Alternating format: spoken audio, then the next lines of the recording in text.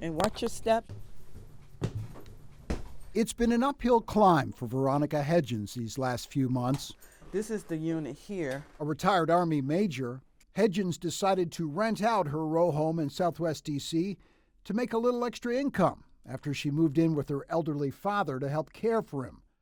But late last year, that plan backfired. I'm not generating any income. It's actually become really depressing. Hedgens' tenant, Philip Graham, paid most of his rent through the D.C. Housing Authority's voucher program, an agreement that was set to expire September 30th. Hedgens says Graham was planning to move, but a few weeks into September, he unexpectedly died. When he died, that's when everything changed. Enter Gwen Brody, the late Mr. Graham's live-in girlfriend. I don't want to put no burdens on her, but I also don't want to be out in the street and don't have nowhere to go. He's now gone. Y'all had the termination letter. The D.C. Housing Authority notice told me to collect my keys. So I thought she was going to be leaving, and I gave her until October the 1st. But Brody never left, and she hasn't paid any rent since October. Do you think you should be able to continue to live here rent-free? No, I don't, because I don't know. I want to be able to go. I don't have anywhere to go. Is Miss Brody on any lease? Her name is not on the lease at all. Has she ever paid rent? She's never paid rent, and he's never paid rent for her. Now the dispute is playing out in court. In October, Brody, who isn't on any lease, sued Hedgens and was granted a temporary restraining order allowing her to remain in the apartment. It is not my job to take care of Miss Brody.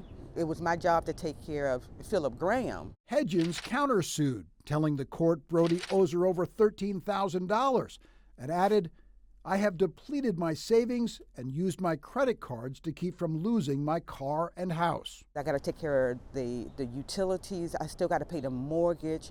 And then when your savings is depleted, you're just trying to keep your house from going into foreclosure. Can you see things from her position? Yes, I do. That's why She might have to foreclose on this property. I don't know about that part. There's no water in this house. This is the latest headache. Hedgens tells 7 News a pipe burst during the snowstorm, so there's no water on the property. When the water line broke in the house, we went on and put a portable toilet here. That way she could use the bathroom. It's a standard toilet, and it's nice and neat. I'm sure the neighbors love it. Exactly. Neighbors have been looking at me strange lately, like, why is this here? And if that isn't bad enough, the Department of Buildings has fined Hedgens more than $1,200 for not providing running water. She says she can't pay the fine or make repairs because she's not getting any rental income. Meantime, Brody, who's unemployed and on disability, is getting by on less than $1,000 a month. I'm not doing anything but just staying here. That's the only thing I'm doing. I'm not doing anything wrong. Excuse me. I just wanted to be, I want to get this over with. I apologize. How does this situation end, Veronica?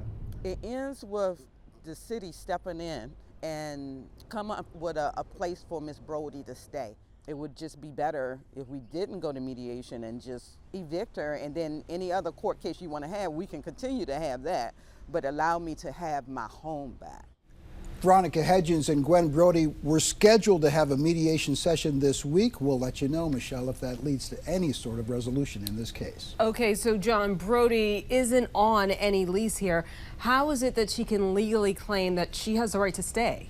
Well, in D.C., they have something called just cause evictions, which means essentially that by virtue of the fact that she occupied the unit for a prolonged amount of time, and she says she paid rent when she lived with her late boyfriend, those two factors alone give her legal standing as a tenant. So the only way to remove her is to take her to court and to win in court. And as we've reported, the eviction process can take months, even years for some landlords. And the tough part is, with no money coming in, they risk foreclosure, and it's very hard for them to do anything to improve the property. Yeah, very difficult indeed. How often does something like this happen? More often than you realize. We spoke to the D.C. Superior Court, and a spokesperson there tells us they have 130 active cases. So those are just the cases that make their way into the court system.